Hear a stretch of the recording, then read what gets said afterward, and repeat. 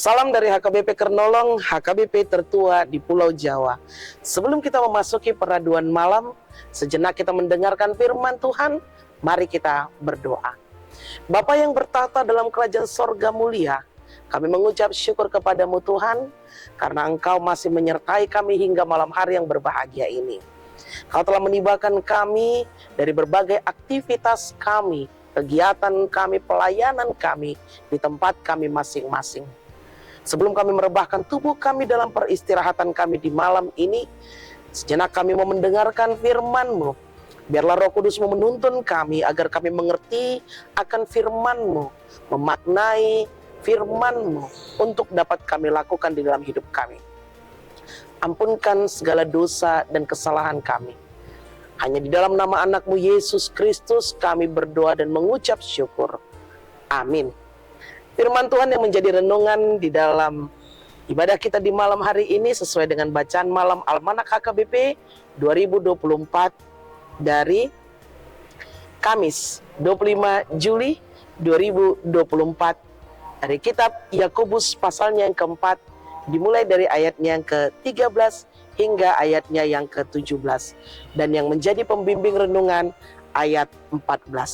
Demikian firman Tuhan. Sedang kamu tidak tahu apa yang akan terjadi besok. Apakah arti hidupmu?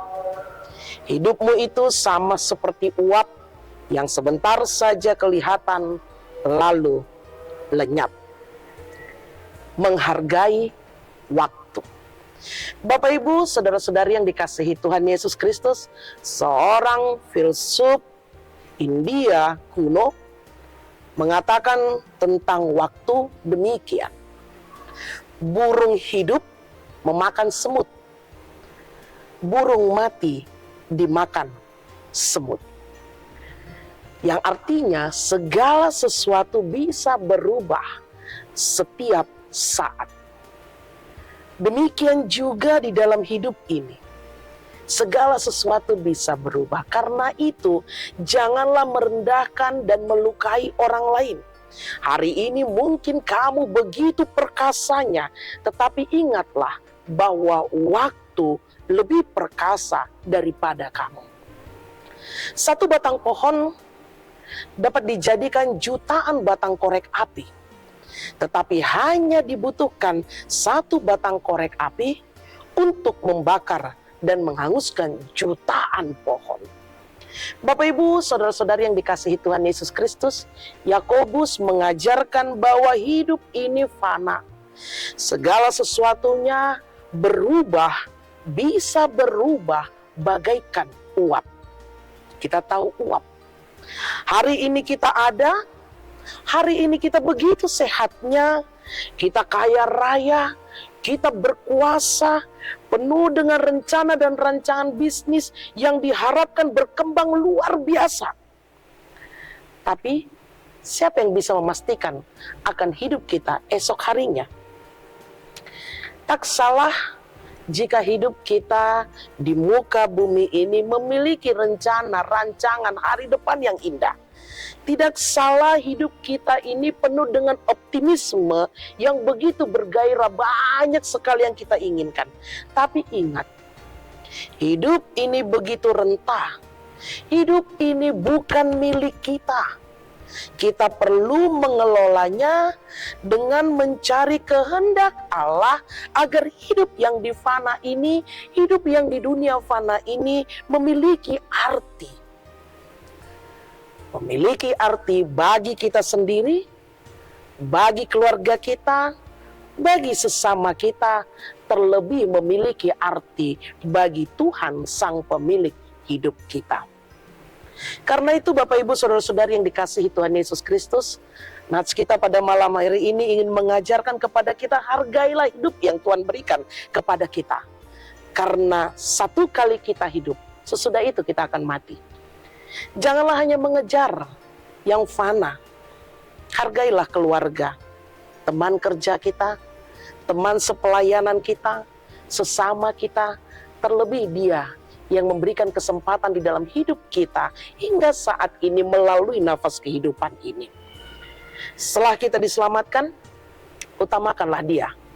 yang memberi kehidupan kepada kita.